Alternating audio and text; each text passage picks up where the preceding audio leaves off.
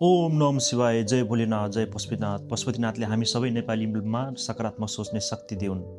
हर्क साम्पाङजी, आज तपाईँलाई म मेरो मनको जिज्ञासा अथवा गुनासो सुनाउन गइरहेको छु। गलत धारणा राखेको पनि छैन, गलत सोचेको पनि छैन। बस तपाईँको शुभचिन्तक भएको कारणले गर्दा तपाईँपट्टि चिन्तन गरेको हो, चिन्ता होइन। तपाईँले केही कुराहरूमा सुधार गर्नै पर्नेछ। सायद मेरो बुझाइमा कमी कमजोरी भएको छ भने त्यसको लागि म माफी माग्न चाहन्छु। तपाईँ नराम्रो मान्छे होइन, तपाईँ एकदमै राम्रो मान्छे हो। राष्ट्रलाई, माटोलाई, देशलाई र तपाईँको मनमा पापी लोभ कुदृष्टि पनि छैन। त्यसमा म एकदमै खुसी छु र तपाईँको भिजन र रोड म्याप हाम्रो देशलाई सुहाउँदो किसिमको छ। जस्तै करेन्ट एसेट्समा होइन, फ्युचर एसेट्समा ध्यान दिनुहुन्छ। ट्रेडिङ नभएर म्यानुफ्याक्चरिङ गर्नुपर्छ भन्नुहुन्छ। इम्पोर्ट होइन, प्रडक्सन गरेर एक्सपोर्ट गर्नुपर्छ भन्नुहुन्छ। ऋणमा होइन, आफ्नो पौरुखीमा विकास गर्नुपर्छ भन्नुहुन्छ। एक गाउँ एक उद्योग खोल्छु भन्नुहुन्छ। स्वार्थ बोकेका एनजिओ एएनजीलाई देशबाट बहिष्कार गर्नुपर्छ भन्नुहुन्छ। हाम्रो दिमागलाई ब्रेन वास होइन, ब्रेन स्ट्रोमिङ गर्न खोज्नुहुन्छ। म्यानिपुलेट होइन, इन्फ्लुएन्स गर्न खोज्नुहुन्छ। भ्रष्टाचारप्रति शून्य सहनशीलता छ। हाम्रो देश हामीले नै चलाउने हो, हामीले नै निर्णय गर्नुपर्छ पनि भन्नुहुन्छ। किताबी ज्ञान नभई व्यावहारिक ज्ञानमा ध्यान दिनुहुन्छ। सीमाको सुरक्षाको लागि सीमामा सेना खटाउनुपर्छ भन्नुहुन्छ। सबै युवालाई देशको माटो भनेको नै आत्मा हो भनेर बुझाउन खोज्नुहुन्छ। यस्ता धेरै कुराहरू छन् जुन म शब्दमा व्याख्या पनि गर्न सक्दिनँ। मलाई चिन्ता छ कि तपाईँका यी राम्रा भिजनहरू कतै ओझेलमा पर्ने हुन् कि भनेर। किनकि जुन तपाईँका एजेन्डाहरू छन्, यी एजेन्डाहरू भनेको छिमेकी राष्ट्रलाई मन नपर्ने एजेन्डा हुन्। यस्तै एजेन्डा बोकेको कारणले गर्दा राजा महेन्द्र, मदन भण्डारी र राजा वीरेन्द्रको वंश नाश गरियो। तपाईँको जस्तै एजेन्डा बोकेकै कारणले गर्दा भर्खरै बङ्गलादेशमा शरीफ ओस्मानको पनि हत्या गरियो, युवा नेताको। अहिलेका यी महान नेताहरू किन अहिले बुढेसकालसम्म जिउँदछन् थाहा छ तपाईँलाई? किनकि प्रदेशको इसारामा देश चलाएकै कारणले गर्दा यिनीहरू अहिलेसम्म बाँचिरहेका छन्। ओके मेयर साहब, अब तपाईँले सुधार्नु पर्ने कुरा भनेको के हो भन्दा, एक नम्बरमा तपाईँले घमण्ड होइन, विश्वास गर्नुहोस्। यो म गर्न सक्छु त्यो तपाईँको विश्वास हो भने, यो मात्र म गर्न सक्छु त्यो तपाईँको घमण्ड हो। घमण्डले मान्छेलाई नै आफै नै पतन गराइदिन्छ। आफैमा मान्छे विलीन भएर जान्छ। तू मुझे मारेगा? मैं नहीं जयकान्त, तेरा अहंकार, तेरा ईगो तुझे मारेगा। जस्तै उदाहरणको लागि कैरव, कंस र रावणलाई हेर्दा हुन्छ, उनीहरूसँग के थिएन? धन, शक्ति, सत्ता सबै थियो। तर उनीहरूकै घमण्डको कारणले गर्दा उनीहरूको नै सर्वनाश गरिदियो। थाहा छ मेरो साथ, तपाईँको यो घमण्ड व्यक्तिगत स्वार्थको लागि नभई देशको लागि हो। तर मान्छेले सर्पमा देख्ने भनेको विष हो, तर त्यो सर्पले हाम्रो नेचरको इकोसिस्टमलाई नै बचाएर राखेको हुन्छ। त्यही सर्पबाट एन्टिभेनम पनि निकाल्न सक्छौँ भनेर मान्छेहरूले त्यो कुरा बुझ्दैन। त्यसैले घमण्ड होइन मेरो साथ, विश्वास गर्नुहोस्। अलिकति बोलीमा चयन मिलाइदिनुहोस् न। 2 नम्बरमा तपाईँले सुधार्नु पर्ने भनेको अरूको आलोचना नगर्नुहोस्। किनकि तपाईँलाई जति अरूको आलोचना गर्न समय लाग्छ नि, त्योभन्दा कम समय तपाईँलाई आफूलाई सुदृढित गर्न समय कम लाग्छ। फेरि तपाईँले यस्तो व्यक्तिको आलोचना गर्दै हुनुहुन्छ कि हर्क, बालेन, कुलमान, यिनीहरू भनेको गनाएका पात्र हुनुहुन्छ। हामी आम नागरिकको आशाका केन्द्रबिन्दु हुन्। उनीहरूको पनि जस्तै समर्थकहरू हुन्छन्। मानौ बालेन, कुलमान र हर्कको समर्थक 5 लाख, कट्टर समर्थकहरू 5 लाख छ भने त्यो 5 लाखले एकजना मान्छेले 5 जनालाई म्यानिपुलेट गर्न सक्छ। जस्तै मलाई पनि पत्याउने 5 जना त हुन्छ नि, रेसियोको आधारमा, पर्सेन्टेजको आधारमा होइन। मैले 5 जनालाई त भन्न सक्छु नि, यो मान्छे ठिक छैन, यसलाई भोट नदे भनेर भन्छु। एकजनाले 5 जनालाई म्यानिपुलेट गर्न सक्छ भने 5 लाख जनाले कतिजनालाई म्यानिपुलेट गर्न सक्छ होला? जस्तै 5 × 5 = 25 लाख जनालाई म्यानिपुलेट गरिदिन्छ तपाईँ। अनि त्यो 25 लाखले एकजना मान्छेलाई मात्र म्यानिपुलेट गर्ने हो भनेपछि 50 लाख जनालाई म्यानिपुलेट गरिदिन्छ। 50 लाख मान्छेले तपाईँप्रति घृणा सोच्नु भनेको तपाईँले 50 लाख जना समर्थक घटाउनु हो। त्यो भनेको सरासरी डाइरेक्टली इन्डाइरेक्टली तपाईँको लोकप्रियतामा घाटा हुन्छ। त्यही भएर कसैको आलोचना नगर्नुहोस्। तेस्रो नम्बरमा तपाईँले सुधार्नु पर्ने भनेको युद्धमा लड्ने बुद्धि होइन, राजनीतिमा लगाउने रणनीतिक बुद्धि लगाउनुहोस्। एउटै धनुषमा मन्त्र पढेर हजारौं अस्त्रहरू हान्न जान्नु पर्दछ राजनीतिमा। राजकुमारी नाद्वे मणिबन्धम बहिर्मुखम।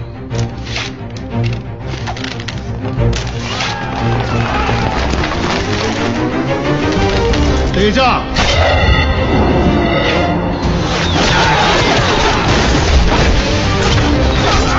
खोलामा बस्ने गोही, जङ्गलमा बस्ने जनावर, आकाशमा उड्ने पक्षीहरूलाई पनि तपाईँले आफ्नो अन्डरमा लिएर जान सक्नुपर्छ। राजनीति भनेको त्यस्तो खेल हो मेरो साथ। तपाईँ जोसँग पनि जुझ्नुहुन्छ, जोसँग कसैसँग मिल्न चाहनुहुन्न, तपाईँले सबैलाई मिलाएर लिएर जान सक्नु भनेको नै तपाईँको राजनीतिक यात्रा सफल हुनु हो। कसैको विरोध गरेर, कसैको आलोचना गरेर सफल कहिले पनि बन्न सक्नुहुन्न। यसले तपाईँको लोकप्रियतामा घाटा पर्छ मेरो साथ।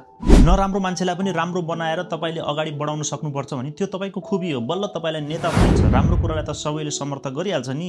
राम्रो या नराम्रो मान्छेलाई आफ्नो काबुमा, अन्डरमा राखेर अगाडि दौडिनु नै राजनीतिको रणनीति हो। त गाडीको इन्जिन बिग्रियो भने गाडी धकल्नतर्फ नलाग्नु, इन्जिन बनाउनतर्फ लाग्नुहोस् मेरो साहब। त्यही भएर तपाईँ अलिकति युद्धमा लड्ने बुद्धि नभएर राजनीतिमा लगाउने रणनीतिक बुद्धि लगाउनुहोस्।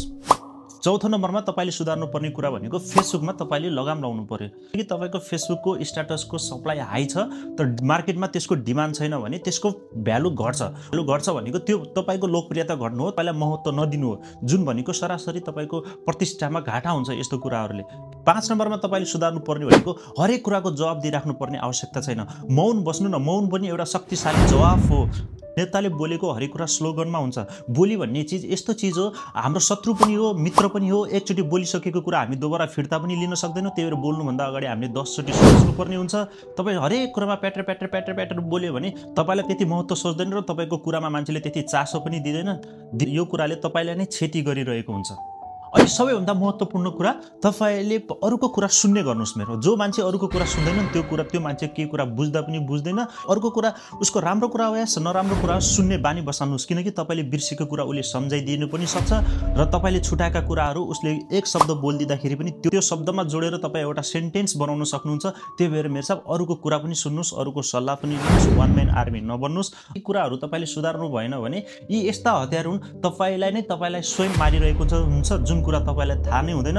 त्यही भएर यी कुरामा तपाईँले लगाम लाउनै पर्ने हुन्छ। यही कुराले नै गर्दा तपाईँको आज लोकप्रियता खस्केर कहाँ गयो र पहिलाको तपाईँले पाइप तान्दाखेरिको र अहिलेको लोकप्रियता कति डाउनफल भएको छ। एकचोटि आफै क्यालकुलेसन गर्नुहोस् त, एकचोटि केपीआई गर्नुहोस् त, एकचोटि ट्याम्पले क्यालकुलेसन गर्नु त, आफ्नो लोकप्रियता एकचोटि पेरिमिटर लगाएर हेर्नुहोस् त।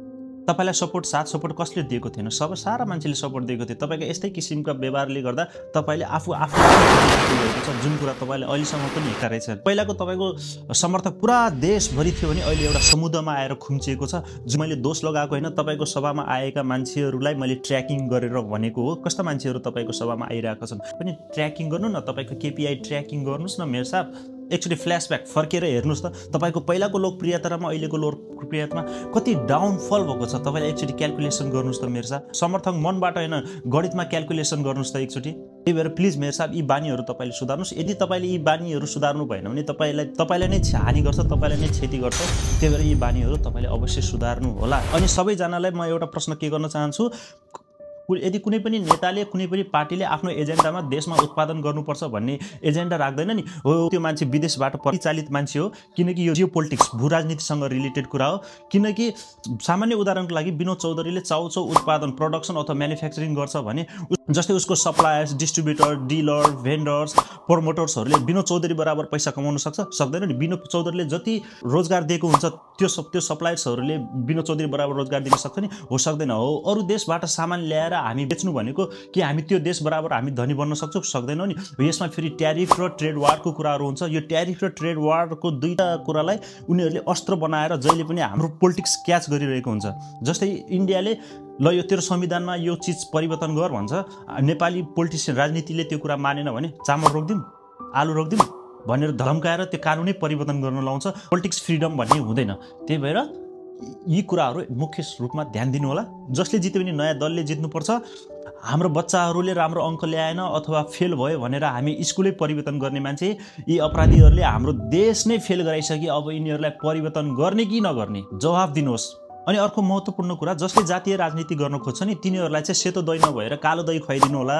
किनकि यिनीहरू मिलेर बसेको समाजलाई भाड्ने काम गर्ने हो। ल मलाई तपाईँहरूलाई एउटा प्रश्न छ, जातीय राजनीति गरेर संसारमा सफल भएको त्यस्तो को व्यक्ति छ? मलाई कमेन्टमा लेखिदिनु होला। ल यति भन्दै म तपाईँहरूमा बिदा माग्न चाहन्छु। हर्क साम्पाङजी, यदि तपाईँले यी कुराहरूलाई सुधार ल्याउनु भएन भने तपाईँसँग यस्ता अस्त्रहरू छन्, यस्ता बारुदहरू छन्, त्यो तपाईँलाई सक्नको लागि कुनै बम बारुद चाहिँदैन। स्वयं तपाईँ आफैमा समाप्त भएर जानुहुन्छ, आफैमा विलिन भएर जानुहुन्छ। मेरो साहब यो कुराको हेक्का राख्नु होला। तपाईँले यो कुरामा सुधार गर्नु होला। तपाईँको कामप्रति म एकदमै खुसी छु। तपाईँ काम गर्ने मान्छे हो। लोकप्रियता कायम राख्नु ठुलो कुरा होइन, कायम राखिराख्नु ठुलो कुरा हो। सस्टेनेबिलिटी हुनुपर्छ भन्दै तपाईँबाट बिदा माग्न चाहन्छु। धन्यवाद।